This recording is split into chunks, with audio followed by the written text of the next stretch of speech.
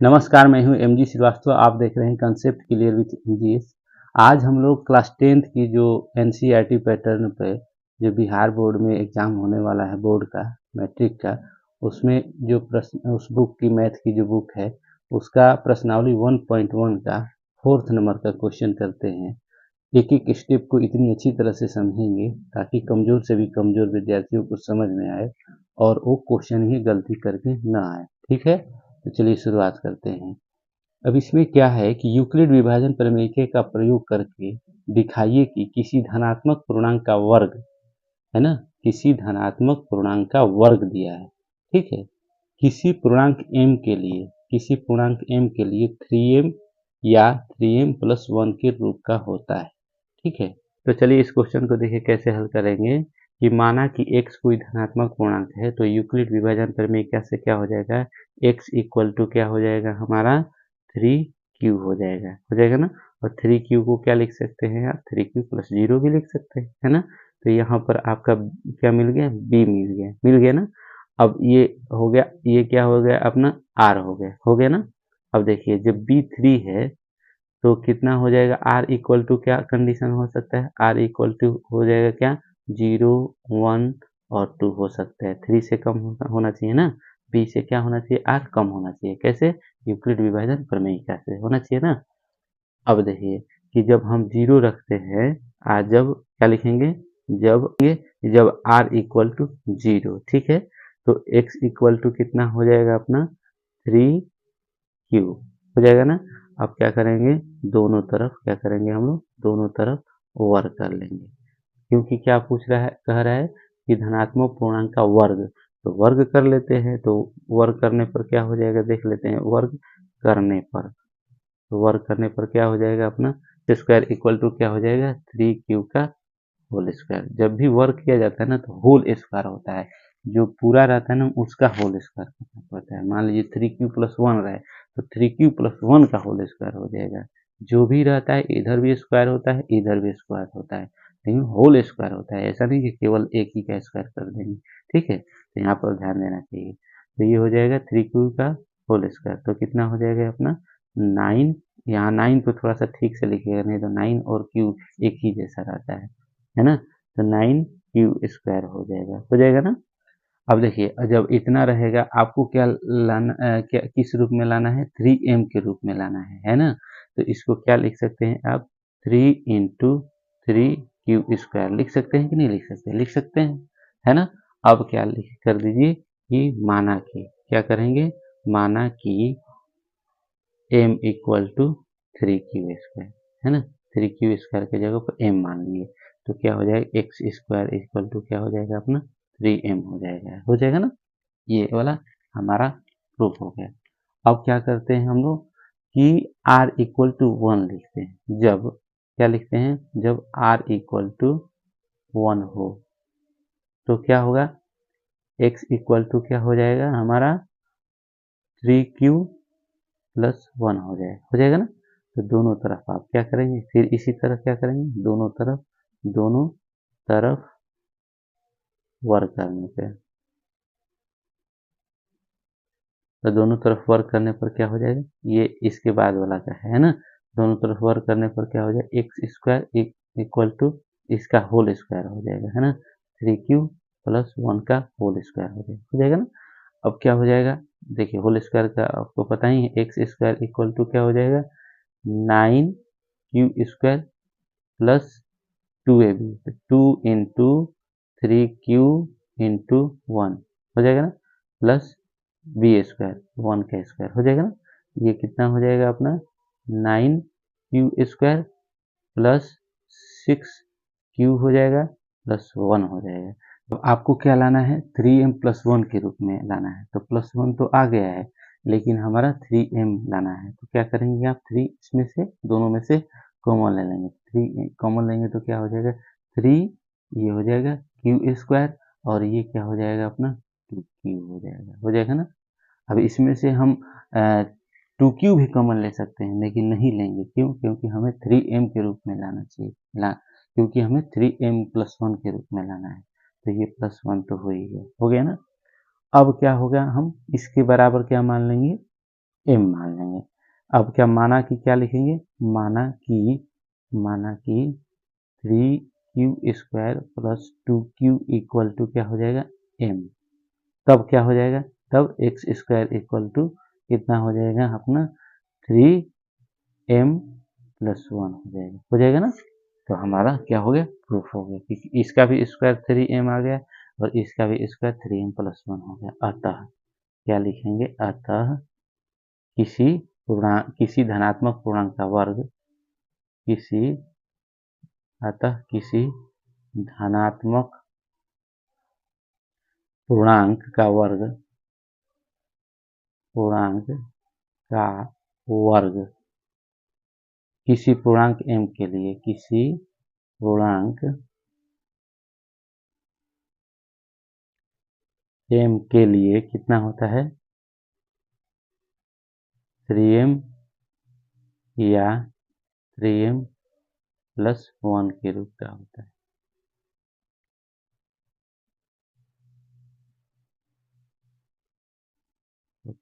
यही आपका आंसर हो जाएगा, समझ गए। तो इस तरह हम लोग समझ के सिर्फ इतना बड़े क्वेश्चन को हल कर लिए। अगर पढ़ाने का तरीका आपको अच्छा लग रहा हो तो कृपया चैनल को लाइक शेयर और सब्सक्राइब करते चलिए, ताकि कमजोर से भी कमजोर विद्यार्थियों को और अच्छी तरह से समझ में आए। अब इसमें r इक्वल टू 2 नहीं रखेंगे, क्यों, क्योंकि हमारा दो आंसर मिल ही गया, 3m प्लस m के रूप में हो गया और 3m प्लस 1 के रूप में हो गया। बस हमारे हो गया, क्वेश्चन का आंसर मिल गया, समझ गए ना। तो ऐसे इसको हल करना चाहिए, ठीक है। अब इसी तरह का एक क्वेश्चन है, कौन सा, 5th नंबर क्वेश्चन। वो क्या है, यूक्लिड विभाजन प्रमेय का प्रयोग करके दिखाइए कि धनात्मक पूर्णांक का घन। अब यहाँ पर जैसे हम लोग स्क्वायर करते थे ना, तो उसमें क्या करेंगे, क्यूब करेंगे, क्यूब वाला करेंगे, ठीक है। तो उसको भी देख लेंगे, ठीक है। इस क्वेश्चन में किसी को डाउट हो तो फिर दोबारा वीडियो ये देख लीजिएगा, आपका कंसेप्ट और बढ़िया से क्लियर हो जाएगा, समझ गए।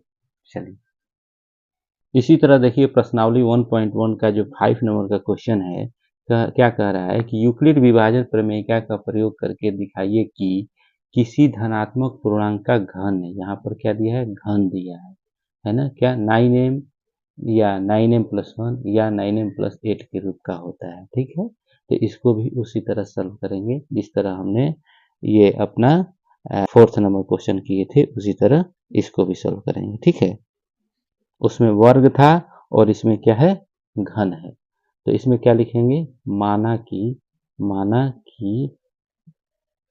ए कोई क्या है, ए कोई धनात्मक पूर्णांक है, ठीक है, पूर्णांक है। जब ये धनात्मक पूर्णांक है तो यूक्लिड विभाजन प्रमेयिका से क्या होता है, विभाजन प्रमेयिका क्या कहता है अपना, प्रमेयिका से क्या हो जाएगा,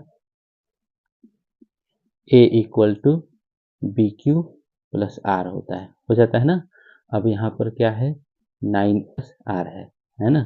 तो b अपना क्या हो गया, 9 हो गया, है ना। तो b अगर 9 है तो r कितना हो जाएगा, r इक्वल टू क्या, b equal to 9, r equal to क्या हो जाएगा, 0 हो जाएगा, 1 हो जाएगा, 2 हो जाएगा, 3 हो जाएगा, 4 हो जाएगा, 5 हो जाएगा, 6 हो जाएगा, 8 हो जाएगा ना। r क्या होना चाहिए, b से छोटा होना चाहिए, है ना। तो यहाँ पर b कितना है, 9 है। तो r कितना हो सकता है, ये सारे संख्याएं हो सकती है ना। अब क्या लिखेंगे, जब क्या लिखेंगे, r इक्वल टू 0, तब क्या होगा, a इक्वल टू कितना हो जाएगा अपना 9q प्लस r कितना हो, 0, यानी कि कितना हो जाएगा अपना 9q हो जाएगा ना। 9 और q थोड़ा सा एक जैसा लगने वाला वो है, इसीलिए आप क्या कीजिएगा कि थोड़ा सावधानी से लिखिएगा, 9 को थोड़ा घुमा के लिखिएगा और q को ऐसे सीधा लिखिएगा, तब नहीं तो 9 और q एक जैसा लगने लगेगा कि 99 है, ठीक है। ये थोड़ा सा ध्यान देना है। अब क्या लिखेंगे, यहाँ पर क्या कह रहा है, घन करने के लिए, तो क्या लिखेंगे, दोनों तरफ घन करने, घन मतलब क्या होता है, क्यूब होता है ना, करने पर। अब घन करने का मतलब क्या हो, ए का क्या हो जाएगा, ए का क्यूब हो जाएगा और इधर क्या हो जाएगा, 9 का 9 का क्यू हो जाएगा ना। तो ये देखिए ए क्यू इक्वल टू कितना हो जाएगा, 9 का क्यू हो जाता है 729, ठीक है, 729 क्यू का क्यू हो गया है ना। अब देखिए इसको हमें किस रूप में लाना है, 9m के रूप में लाना है। तो 9m के रूप में लाना है तो 9 इंटू क्या कर सकते हैं, 81 क्यू का क्यू ऐसे लिख सकते हैं ना। तो यहाँ पर हम 81 क्यू को क्या मान लेते हैं, माना कि m इक्वल टू 81 क्यू है ना। 81 क्यू, तो अब ए क्यू इक्वल टू कितना हो जाएगा, ए क्यू इक्वल टू हो जाएगा 9m, हो गया। तो यहाँ तक समझ में आ गया ना, एक हमारा सॉल्व हो गया। अब दूसरा वाला देखिए क्या करेंगे, दूसरा पोर्शन क्या है हमारा कि जब जब r इक्वल टू 1 रहे तब क्या हो जाएगा, a इक्वल टू कितना हो जाएगा, a इक्वल टू हो जाएगा अपना 9q प्लस 1 हो जाएगा ना। अब क्या कीजिए, दोनों दोनों तरफ क्या कर लीजिए आप, घन करने पर, घन कर रहा है तो घन करने पर कितना हो जाएगा, ए क्यू। अब यहाँ ध्यान देना है कि ऑनलाइन पर क्यू नहीं करना है, पूरा पर होल क्यू करना है, ठीक है। तो 9q प्लस 1 का होल क्यू, ओके ना। A cube plus B Q वाला फॉर्मूला लगाना। तो इतना हो गया, तो ए प्लस बी का होल क्यू वाला फॉर्मूला लगाना पड़ेगा। तो ए ए प्लस बी का हो, तो ए प्लस बी का होल क्यू क्या हो जाता है, 9q का होल क्यू, 9q का क्यू प्लस क्या हो जाता है 1 का क्यू, है ना। A cube plus B Q plus 3ab, 3 into A कितना है अपना 9q है, बी कितना है 1 है, इंटू में क्या हो जाता है ए प्लस बी होता है ना, 9q प्लस 1, ये हो जाएगा अपना इसका मतलब। अब ये इसको करेंगे तो कितना हो जाएगा, ये 729 का क्यू हो जाएगा ना। इधर क्या हो जाएगा 1 हो जाएगा, इधर क्या हो जाएगा नतिया 27, 27 हो गया ना, 27 क्यू, और यहाँ पर क्या हो जाए 9q प्लस 1 हो गया, वो हो गया ना। जब इतना हो गया तो क्या करेंगे, 729 का 9 का क्यू कर दीजिए, है ना, प्लस 1 कर लिए। फिर अब 27 में 9 से गुणा करेंगे, है ना। तो 9 7 63 के 3 हासिल 6, 9 दूनी 18, 18 6 कितना होता है, 18 और 6 24, 243 क्यू स्क्वायर हो जाएगा ना। प्लस ये कितना हो जाएगा 27 क्यू हो जाएगा ना। अब कितना हो जाएगा, इसको 1 को एक तरफ रख लीजिए और बाकी को एक तरफ रख लीजिए, ठीक है। अब इतना हो गया तो कितना हो जाएगा 729 क्यू का क्यू, है ना, प्लस इसको 1 को एक साइड रख लेंगे, ठीक है।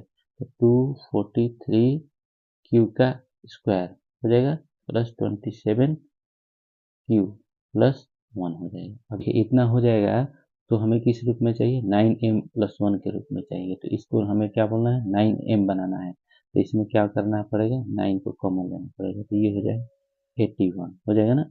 ये हो जाएगा क्यूब का क्यूब हो जाएगा, ये हो जाएगा कितना 27 और क्यूब का स्क्वायर हो जाएगा, ये कितना हो जाएगा 3 क्यूब हो जाएगा, मतलब 27 करता है ना, प्लस 1 हो जाएगा। अब यहाँ पर क्या लेंगे, माना कि m इक्वल टू कितना मान लेंगे 81 क्यू का क्यू प्लस 27 क्यू का स्क्वायर प्लस 3 क्यू, है ना।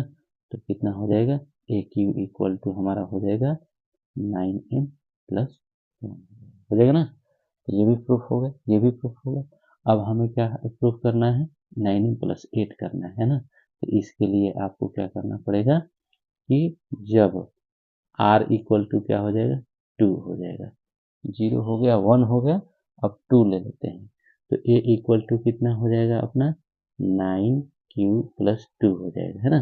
फिर क्या करेंगे, दोनों तरफ घन करने पर, ठीक है, घन करने पर कितना हो जाएगा, कितना हो जाएगा ए क्यू इक्वल टू कितना हो जाएगा अपना 9q प्लस 2 का होल क्यूब हो जाएगा ना। जैसे ये हुआ था वैसे ही हो जाएगा।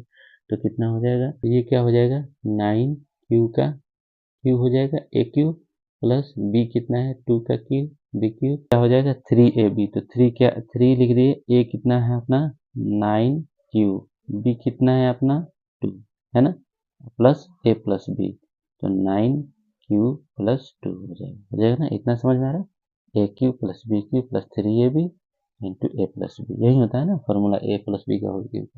अब देखिए इतना जब हो जाएगा तो क्या करेंगे आप, 9 का क्यूब कितना हो जाता है 729, क्यू का क्यूब हो गया ना, 2 का क्यूब क्या हो जाता है 8 हो जाता है ना, इसमें आप करेंगे तो क्या हो जाएगा, 27 27 दूनी 54, 54 इंटू 9 कितना हो जाता है 486 क्यू का स्क्वायर हो जाएगा, 2 क्यू हो गया ना तो स्क्वायर हो जाएगा, प्लस कितना हो जाएगा 108, 54 दूनी क्या हो जाता है 108 क्यू हो जाएगा ना। अब क्या कीजिए आप कि इसको सेटिंग कर लीजिए, तो सेटिंग करेंगे तो क्या हो जाएगा, 8 को एक तरफ रख लेंगे तो हो जाएगा कितना 729 क्यू का क्या हो जाएगा क्यू हो जाएगा प्लस 486 क्यू का स्क्वायर हो जाएगा प्लस 108 क्यू हो जाएगा प्लस 8 हो जाएगा। अब इन तीनों में से 9 कॉमन लेंगे, तो 9 कॉमन लेंगे तो ये कितना हो जाएगा 81 हो जाएगा, 81 क्यू का क्यू हो जाएगा प्लस ये कितना हो जाएगा बाबू है, इसमें अगर लेंगे कॉमन तो नहीं, तो ये हो जाएगा आपका 54 हो जाएगा ना, ये हो जाएगा क्यू स्क्वायर हो जाएगा प्लस ये कितना हो जाएगा अपना है, तो ये हो जाएगा 12 12 से 12 हो जाएगा ना। अब ये क्यू क्यू हो जाएगा और प्लस क्या हो जाएगा 8 हो जाएगा। अब माना कि इतना बराबर एम, माना कि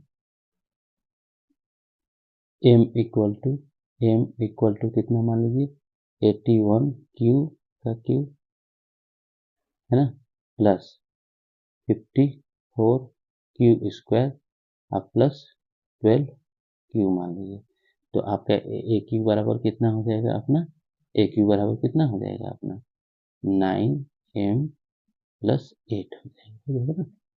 अब देखिए आपका क्वेश्चन कंप्लीट हो गया, तो आप क्या कर लेंगे अगला पेज पर आप क्या करेंगे, अतः लिख देंगे, अतः किसी धनात्मक पूर्णांक का घन किसी धनात्मक